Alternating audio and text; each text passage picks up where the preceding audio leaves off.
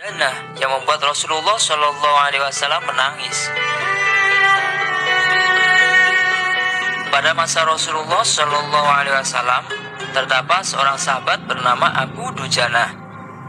Setiap usai menjalankan ibadah sholat berjamaah subuh bersama baginda Nabi, Abu Dujana selalu tidak sabar.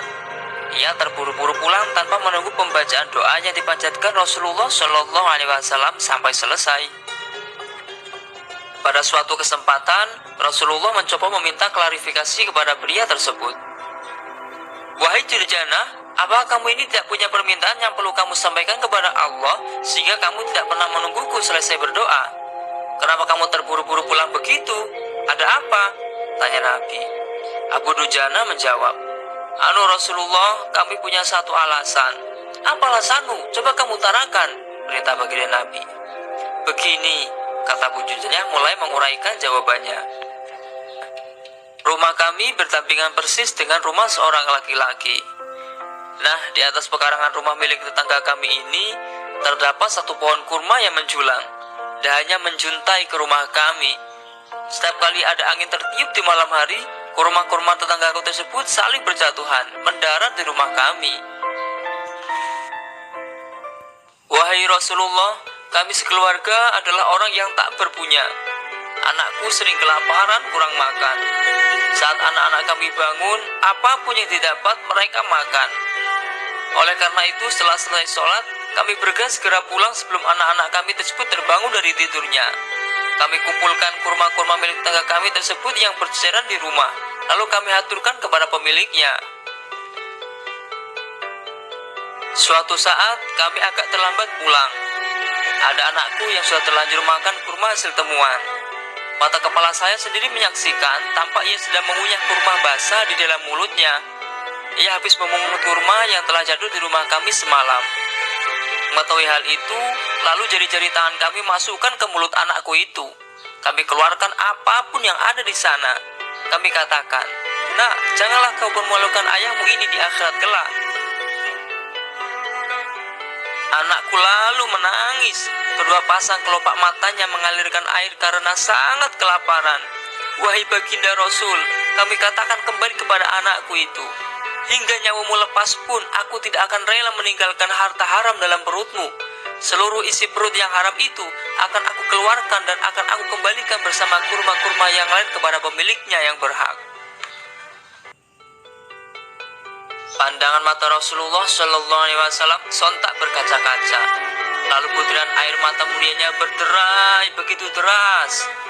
Baginda Rasulullah Muhammad Shallallahu Alaihi Wasallam lalu mencoba mencari tahu siapa sebenarnya pemilik pohon kurma yang dimaksud Abu Dujana dalam kisah yang ia sampaikan di atas.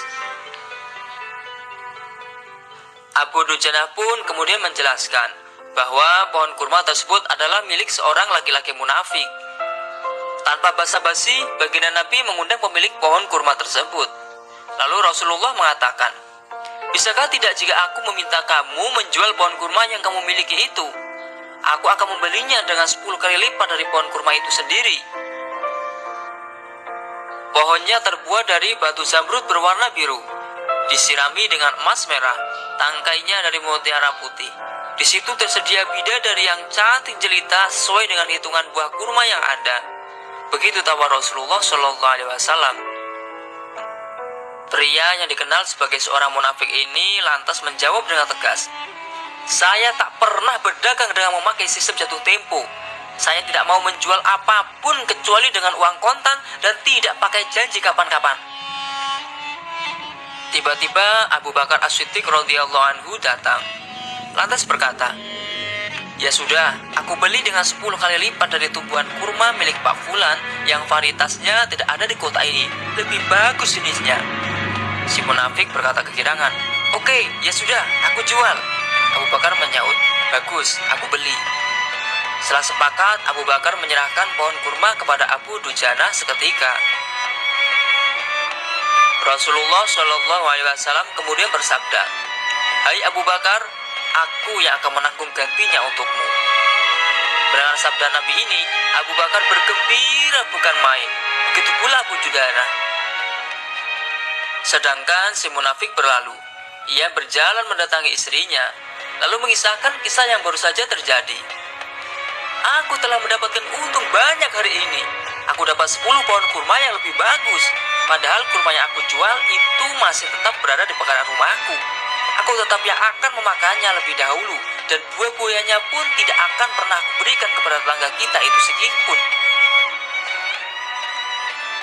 Malamnya saat si munafik tidur dan bangun di pagi harinya, tiba-tiba pohon kurma yang ia miliki berpindah posisi menjadi berdiri di atas tanah milik Abu Dujana. Dan seolah-olah tak pernah sekalipun tampak pohon tersebut tumbuh di atas tanah si munafik. Tempat asal pohon itu tumbuh rata dengan tanah. Ia keheranan tiada tara. Subhanallah. Dalam kisah ini dapat kita ambil pelajaran betapa hati-hatinya sahabat Rasul tersebut dalam menjaga diri dan keuangannya dari makanan harta haram. Sesulit apapun hidup, seberat apapun hidup, seorang tidak boleh memberikan makanan untuk dirinya sendiri dan keluarganya dari barang haram. Setiap kebaikan akan dilipat gandakan pahalanya oleh Allah SWT 10 kali lipat sebagaimana janji baginda Nabi Muhammad SAW. Adapun panen dari janji itu bukanlah kontan sekarang, namun di akhirat kelak. Karena dunia ini adalah darul sarai, tempat bercocok tanam, bukan darul hasad, tempat panen. Terima kasih telah menonton video ini. Jangan lupa untuk selalu mensupport channel ini dengan cara klik like, subscribe, dan share video ini ya, agar channel ini semakin eksis dalam mendakwakan kebaikan. Amin. Saya akhiri wassalamualaikum warahmatullahi wabarakatuh.